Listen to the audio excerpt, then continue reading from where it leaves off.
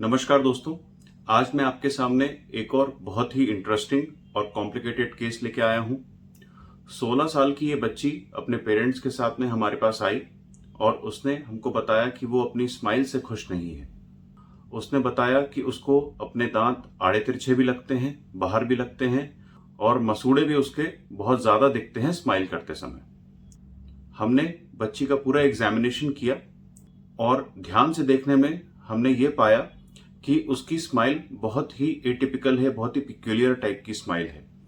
Normally जब किसी को गमी स्माइल होती है तो ओवरऑल उसके पूरे के पूरे दांत जो हैं उनमें गमी स्माइल दिखती है, मसूड़े बहुत ज्यादा अत्यधिक दिखते हैं। परंतु इस बच्चे की स्माइल दूसरी गमी स्माइल्स की तुलना में काफी डिफरेंट थी। जैसा कि आपको इस फोटो में दिख रहा है कि सामने के फ्रंट के जो दो दांत है वहां पे गमी स्माइल बहुत ही कम दिख रही है, परंतु पीछे के दांतों में मसूड़ा बहुत ज्यादा दिख रहा है। यानी कि एक तरह से स्टेप डिफॉर्मिटी है उसको। दांत आड़े तिरछे भी हैं, बाहर भी निकले हुए हैं।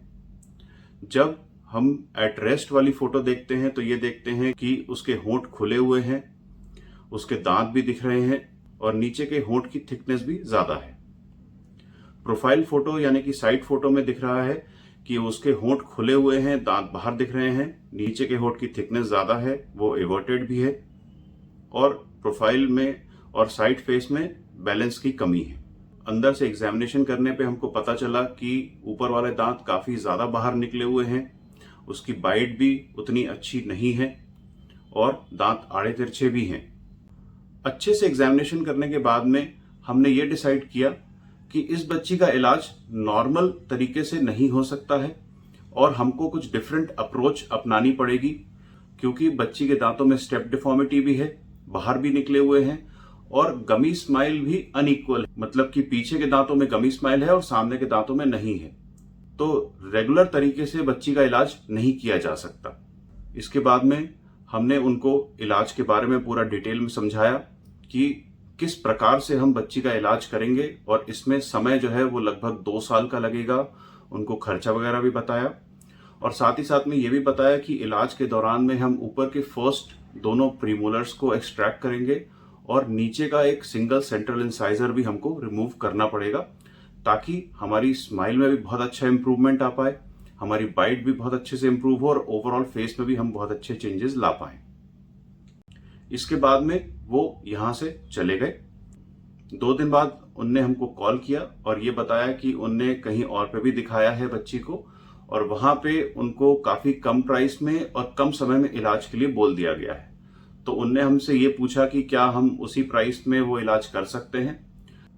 देखिए दोस्तों, ब्रेसेस का ट्रीटमेंट बहुत लंबा चलता है, 1.5 साल 2 साल तक चलता है और इस इलाज में आप अपना समय देते हैं, अपना पैसा लगाते हैं और सबसे इंपॉर्टेंट चीज अपनी जिंदगी का एक अहम हिस्सा उसमें लगाते हैं, इस उम्मीद के साथ में कि आपको परिणाम बहुत ही अच्छे मिलेंगे और आपका चेहरा और दांत अच्छे हो जाएंगे।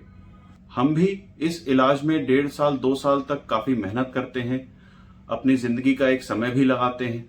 यदि हम सिर्फ ये सोच लें कि हमको केवल इलाज शुरू करना है और हम प्रोफेशनली सोचने लगे कि भाई हमको पैसा मिल जाए और आपका इलाज जो है उसमें रिजल्ट्स में थोड़ा बहुत कॉम्प्रोमाइज भी होता तो चल जाएगा, तो हमारी सोच ऐसी नहीं है। हम हमेशा ये सोच के इलाज शुरू करते हैं कि इलाज जिंदगी में एक ही बार हो और जैसा भी हो बहुत ही बढ़िया हो, अच्छा हो और हमारी बेस्ट कैपेबिलिटीज के हिसाब से हो।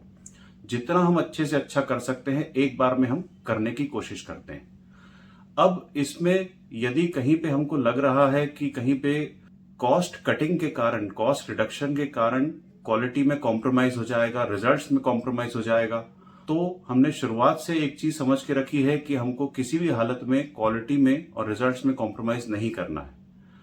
बेहतर होगा कि हम इलाज करें ही नहीं, बनिस्बत इसके कि हम इलाज करें और आपको परिणाम अच्छे ना लगे या परिणाम एवरेज आए, ठीक ठाक से आए और बाद में हमें भी सेटिस्फैक्शन ना मिले और आपको भी उतना सेटिस्फैक्शन ना मिले जितना कि हम सोच सकते हैं कि अच्छे रिजल्ट्स आने पे आपको मिलेगा।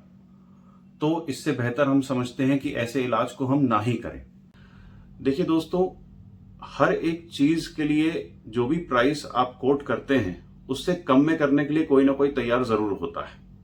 वो कम में कैसे तैयार होता है, क्यों तैयार होता है, इन सब डिस्कशंस में हम नहीं जाते हैं। तो कई बार जब पेशेंट इस तरह की बात करता है तो हम बहुत ज्यादा समझा नहीं सकते पेशेंट को, और बहुत ही पोलाइटली हमने उनको बोला कि हमारे लिए ये पॉसिबल नहीं है, क्योंकि जिस प्रकार से हम बच्ची का इलाज अपने दिमाग में सोच रहे हैं और करना चाहते हैं और जिस प्रकार के परिणाम हम बच्ची को देना चाहते हैं, वो इस प्राइस में और इतने समय में हमारे लिए पॉसिबल नहीं है। इसके बाद में वो लगभग 1.5 महीने बाद हमारे पास में दोबारा बच्ची को लेके आए और हमने बच्ची को देखा तो उसके मुंह में ब्रेसेस ऑलरेडी लगे हुए थे और उसका इलाज नॉर्मल पद्धति द्वारा ही चल रहा था। और उन्होंने हमको बताया कि उनको कुछ चीजें ठीक नहीं लग रही हैं जहां पे वो इलाज करा रहे हैं और वो दोबारा हमसे इलाज शुरू करवाना चाहते हैं। हमने उनको एडवाइस किया कि आप जो ब्रेसेस लगे हुए हैं वो निकलवा के आएं और फिर हम फ्रेश सेट ऑफ ब्रेसेस उसको लगाएंगे, डिफरेंट तरीके से लगाएंगे, डिफरेंट क्वालिटी के लगाएंगे और इलाज एक नए सिरे से शुरू करेंगे। तो दोस्तों, 2 साल के इलाज के बाद में हमको ये परिणाम मिले। जैसा कि आप देख पा रहे हैं, बच्चे की स्माइल बहुत अच्छी हो चुकी है, उसकी स्टेप डिफॉर्मिटी बिल्कुल खत्म हो चुकी है, गमी स्माइल भी खत्म हो चुकी है, ओवरऑल उसकी स्माइल डिजाइनिंग भी बहुत अच्छी हुई है, स्माइल आर्ट भी बहुत अच्छा आ रहा है और फेस में भी बहुत अच्छे चेंजेस दिख रहे हैं। जब एट रेस्ट देखते हैं तो हमको ये पता चलता है कि उसके जो पहले होंठ खुले रहते थे वो अब बिल्कुल नॉर्मल दिख रहे हैं, बंद हो गए हैं। और दूसरी चीज आप नोट करेंगे तो होंठों की थिकनेस में भी, जो खासकर की जो नीचे के होंठ की थिकनेस है, उसमें भी काफी डिफरेंस आया है और वो अब और ज्यादा बेहतर दिख रहे हैं। प्रोफाइल यानी कि साइड व्यू से देखेंगे तो पहले मुंह खुला रहता था, दांत दिखते रहते थे, नीचे का होंठ भी इवर्टेड था, वो सब अब ठीक हो चुके हैं और प्रोफाइल और फेस काफी बैलेंस में दिख रहा है और बहुत ही सुंदर दिख रहा है। इंट्राओरल फोटोज भी आप देखेंगे तो आपको दिखेगा कि दांतों का अलाइनमेंट वगैरह सब बहुत ही बढ़िया है और साथ ही साथ में उसकी बाइट भी बहुत अच्छी इंप्रूव हुई है। उम्मीद है ये वीडियो आपको पसंद आया होगा। जिन लोगों ने हमारा चैनल सब्सक्राइब नहीं किया है उनसे निवेदन है कि हमारा चैनल जरूर सब्सक्राइब करें। समय देने के लिए आप सभी का बहुत बहुत धन्यवाद।